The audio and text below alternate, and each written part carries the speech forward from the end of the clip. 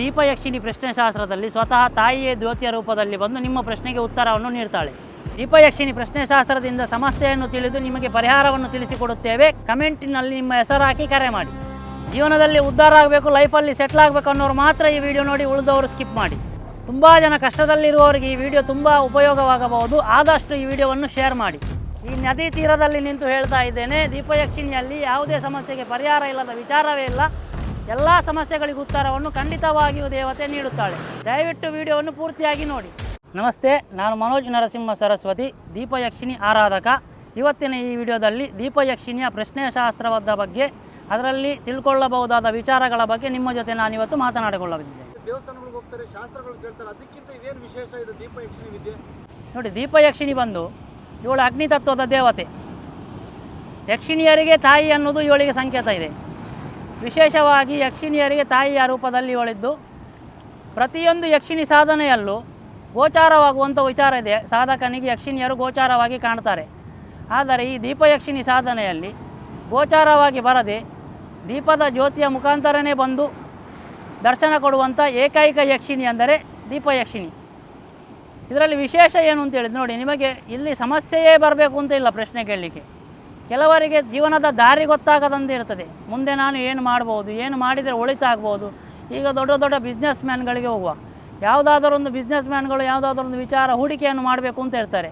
ಈ ಹೂಡಿಕೆ ನಾನು ಮಾಡಿದಾಗ ನನಗೆ ಅದರಲ್ಲಿ ಬೆನಿಫಿಟ್ ಇದೆಯಾ ಇಲ್ವಾ ಅನ್ನುವಂಥ ಸಂಶಯಗಳು ಹಲವರ ಮನಸ್ಸಿನಲ್ಲಿ ಇರ್ತದೆ. ಅಂಥ ಪ್ರಶ್ನೆಗಳಿಗೂ ಇಲ್ಲಿ ಉತ್ತರವನ್ನು ಹುಡುಕ್ಬೋದು. ನಾನು ಯಾವ ಕೆಲಸ ಮಾಡಿದಾಗ ನನಗೆ ಅದರಲ್ಲಿ ಲಾಭ ಆಗ್ತದಾ, ನಷ್ಟ ಆಗ್ತದಾ? ನಷ್ಟ ಆಗೋದಿದ್ದರೆ ದೇವತೆ ಅಲ್ಲೇ ಹೇಳ್ತಾಳೆ, ಇದು ನಷ್ಟ ಆಗ್ತದೆ, ವಿಚಾರ ಬೇಡ ಅಂತ. ಅದನ್ನು ಬೇಕಿದ್ದರೂ ನೀವು ಮಾಡಿ ನೋಡ್ಬೋದು, ಮುಂದೆ ನಷ್ಟವನ್ನು ಅನುಭವಿಸ್ಬೋದು. ಇಲ್ಲ ಅದನ್ನು ಅಲ್ಲೇ ನಿಲ್ಲಿಸಿ ಬೇರೆ ಯಾವುದಾದ್ರೂ ವಿಚಾರಕ್ಕೆ ಕೈ ಹಾಕಬಹುದಾ, ನನ್ನ ಜೀವನದಲ್ಲಿ ಯಾವ ವಿಚಾರಕ್ಕೆ ಹೋದಾಗ ಉತ್ತೀರ್ಣಗಳು ಬರ್ತದೆ, ಇಂಥ ವಿಚಾರಗಳನ್ನು ಇದರಲ್ಲಿ ನಾವು ಕಾಣಬಹುದು. ಈ ವಿದ್ಯೆ ನಾನು ಅರುಣಾಚಲಕ್ಕೆ ಹೋದಾಗ ಅಲ್ಲಿ ಒಂದು ಗುರುಗಳು ನಮಗೆ ಕೊಟ್ಟಂಥದ್ದು. ಇದನ್ನು ನಾನು ಪಾರಂಗತವಾಗಿ ಅಭ್ಯಾಸ ಮಾಡಿಕೊಂಡು ಬಂದು ಈಗ ಆ ತಾಯಿಯು ನನಗೆ ಮಾರ್ಗದರ್ಶನ ಮಾಡುತ್ತಾ ಬಂದಿದ್ದಾಳೆ. ಈಗಾಗಲೇ ಹಲವರಿಗೆ ಈ ಪ್ರಶ್ನೆಶಾಸ್ತ್ರವನ್ನು ಹೇಳಿರುತ್ತೇನೆ. ಅದರಲ್ಲಿ ಫಲಿತಾಂಶ ಕಂಡವರು ಇದ್ದಾರೆ. ನೋಡಿ, ದೀಪಯಕ್ಷಿಣಿ ಪ್ರಶ್ನೆಶಾಸ್ತ್ರದ ವಿಶೇಷ ಏನಂತ ಹೇಳಿದರೆ, ಇಲ್ಲಿ ದೇವತೆಯೇ ಆ ಪ್ರಶ್ನೆಗೆ ಉತ್ತರ ಕೊಡುವುದರಿಂದ ಇದೊಂದು ವಿಶೇಷ.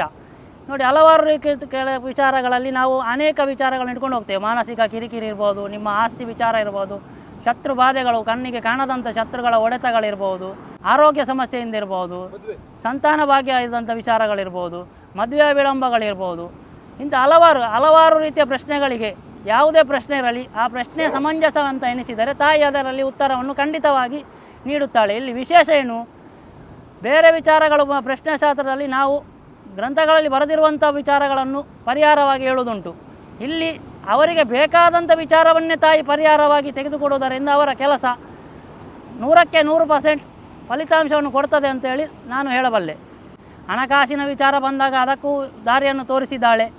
ಸಂತಾನ ಭಾಗ್ಯ ಇರಲಿ, ಮದುವೆ ವಿಚಾರ ಇರಲಿ, ಯಾಕೆ ಆಗುವುದಿಲ್ಲ, ಏನು ವಿಚಾರ, ಅದರ ಬಗ್ಗೆ ವಿಚಾರವನ್ನು ತಿಳಿಸಿಕೊಡ್ತಾಳೆ. ಮುಂದೆ ಪರಿಹಾರವನ್ನು ಮಾಡಿದಾಗ ಮಾತ್ರ ಇದರಲ್ಲಿ ಫಲಿತಾಂಶವನ್ನು ಭಕ್ತಾದಿಗಳು ಕಾಣಬಹುದು. ನೋಡಿ, ಪರಿಹಾರ ಅಂತ ಬಂದಾಗ ಪ್ರತಿಯೊಂದು ಪರಿಹಾರಕ್ಕೊಂದೊಂದು ಕಾಲಮಿತಿಯನ್ನು ತಾಯಿಯೇ ಹೇಳಿಕೊಡ್ತಾಳೆ. 48 ದಿವಸಗಳಿರ್ಬೋದು, 3 ದಿವಸ ಇರ್ಬೋದು. ಒಂದೊಂದು ವಿಚಾರದ ಗೂಢತೆಯನ್ನು ಅರಿತು ಆ ಪರಿಹಾರದ ವಿಚಾರ ದಿನಾಂಕವನ್ನು ನಾವು ಹೇಳ್ತೇವೆ. ಅಂತೇಳಿದರೆ ನೋಡಿ, ಆರೋಗ್ಯ ಸಮಸ್ಯೆ, ಅದಕ್ಕೆ ಇಂತಿಷ್ಟಾದಂಥ ಒಂದು ದಿನಗಳು ಇರ್ತವೆ. 48 ಮಿನಿಮಮ್ ಆಗಿ 48 ದಿವಸಗಳು ಬೇಕು. ಈಗ ಹಣಕಾಸು ಇರಲಿ, ಶತ್ರುಬಾಧೆಗಳು, ಇದೆಲ್ಲ 12 ದಿವಸಕ್ಕೆ ಪರಿಹಾರ ಆಗುವಂಥದ್ದಿದೆ. ಅಲ್ಲ, ಮಾನಸಿಕ ಕಿರಿಕಿರಿಗಳು 3 ದಿವಸಕ್ಕೆ ಪರಿಹಾರ ಆಗುವಂಥ ವಿಚಾರಗಳಿದೆ. ಅದು ಅವರವರ ಮನಸ್ಥಿತಿಗೆ ಅನುಗುಣವಾಗಿ ತಾಯಿ ಅದನ್ನೇ, ಅವಳು ಹೇಳಿದ್ದನ್ನು ನಾನು ಹೇಳ್ತೇನೆ ಬಿಟ್ಟು ನಾನು ಯಾವುದನ್ನೇ ಇಲ್ಲಿ ಭಕ್ತಾದಿಗಳಿಗೆ ಹೇಳೋದಿಲ್ಲ. ಇಂಥವೆಲ್ಲ ಮೂಢನಂಬಿಕೆಗಳನ್ನ ಬಿತ್ತುತ್ತಾರೆ ಅಂತ ಕಮೆಂಟ್ ಆಗ್ತಾರೆ, ಅಂತರ್ಗೆ ಏನು ಹೇಳ್ತೀರಾ? ನೋಡಿ, ಮೊದಲು ಮೂಢನಂಬಿಕೆ ಎಂದರೆ ಏನು ಅಂತ ನೀವು ತಿಳ್ಕೊಳ್ಬೇಕು. ಮೂಢನಂಬಿಕೆ ಎಂದರೆ ಬಲವಾದ ನಂಬಿಕೆ ಅಂತ. ಅದು ಬಲವಾಗಿದ್ದದಕ್ಕೆ ಅದನ್ನು ಮೂಢನಂಬಿಕೆ ಅಂತ ಹೇಳಿರೋದು ಮೊದಲು ಗ್ರಂಥದಲ್ಲಿ. ಹೀಗೆ ಇರುವಂಥ ಮೂಢನಂಬಿಕೆ ಬೇರೆ. ಮತ್ತು ಇಲ್ಲಿ ಈಗ ಇರುವಂಥ ಮೂಢನಂಬಿಕೆಯ ವಿಚಾರಕ್ಕೆ ನಿಮಗೆ ನಾನು ಉತ್ತರ ಕೊಡೋದಾದರೆ, ನಂಬಿದರೆ ಶಕ್ತಿ ಇದೆ, ನಂಬದಿದ್ದರೆ ಇಲ್ಲ. ಹೇಗೆ ನಮ್ಮ ಪ್ರಾಣದಲ್ಲಿ ಆತ್ಮ ಇದೆ ಅಂತ ನಾವು ನಂಬಿ ಜೀವನ ಮಾಡ್ತಾಯಿದ್ದೇವೋ, ಹಾಗೆ ಶಕ್ತಿಯೂ ಇದೆ. ಅದನ್ನು ನಾವು ನಂಬಿದರೆ ಮಾತ್ರ ಅದು ನಮಗೆ ಕೆಲಸ ಮಾಡ್ತದೆ, ಇಲ್ಲದಿದ್ದರೆ ಇಲ್ಲ. ಹಣಕಾಸು ನಮಗೆ ಯೋಗ ಭಾಗ್ಯಕ್ಕೆ ತಕ್ಕಂತೆ ಆಗುವುದು, ದೇವರು ನಮಗೆ ರಕ್ಷಣೆ ಕೊಡುವುದು, ನಮ್ಮ ಸಮಸ್ಯೆಗೆ ಪರಿಹಾರವನ್ನು ಸುಲಭವಾದ ದಾರಿಯನ್ನು ತೋರಿಸುವುದು. ಯಾವ ದೇವರು ಕೋಟ್ಯಾಧಿಪತಿ ನಮ್ಮನ್ನು ಮಾಡುವುದಿಲ್ಲ. ಇದೆಲ್ಲ ನಮ್ಮ ಯೋಗದಲ್ಲಿ ಮೊದಲೇ ನಾವು ಬರೆದುಕೊಂಡು ಬಂದಂಥದ್ದು. ಆಯಿತಾ. ಯಾವುದೇ ಪ್ರಶ್ನೆ ಶಾಸ್ತ್ರದಲ್ಲಿ ನಾನು ಎಲ್ಲಿ ಹೇಳೋದಿಲ್ಲ, ಬೇರೆಯವ್ರು ಹೇಳ್ಬೋದು ಕೋಟಿಗಟ್ಟಲೆ ದುಡ್ಡು ಆಗ್ತದೆ, ಖಂಡಿತವಾಗಲಿಲ್ಲ. ಇಲ್ಲಿ ನನ್ನ ವಿಚಾರ ಏನು ಅಂತ ಹೇಳಿದರೆ, ಸರಿಯಾಗಿದ್ದ ಒಂದು ಸಂಸಾರ ಇವತ್ತು ದಾರಿ ಕಾಣದಂತೆ ಆಗಿದೆ ಅಂತ ಹೇಳಿದರೆ ಅದಕ್ಕೆ ಏನೋ ಒಂದು ಸಮಸ್ಯೆ ಇದೆ ಅಂತ. ಆ ಸಮಸ್ಯೆ ಏನು ಅಂತ ನಮ್ಮಲ್ಲಿ ಬಂದಾಗ ನಾವು ಹುಡುಕಿ ಕೊಡ್ತೇವೆ ಬಿಟ್ಟರೆ, ದುಡ್ಡಿಲ್ಲದವನಿಗೆ ಅಕಸ್ಮಾತಾಗಿ ದುಡ್ಡು ಆಗ್ತದೆ ನನ್ನ ಹತ್ರ ಬಂದರೆ ಅಂತ ಹೇಳಿದರೆ ನಾನು ಖಂಡಿತವಾಗಿ ಹೇಳೋದಿಲ್ಲ.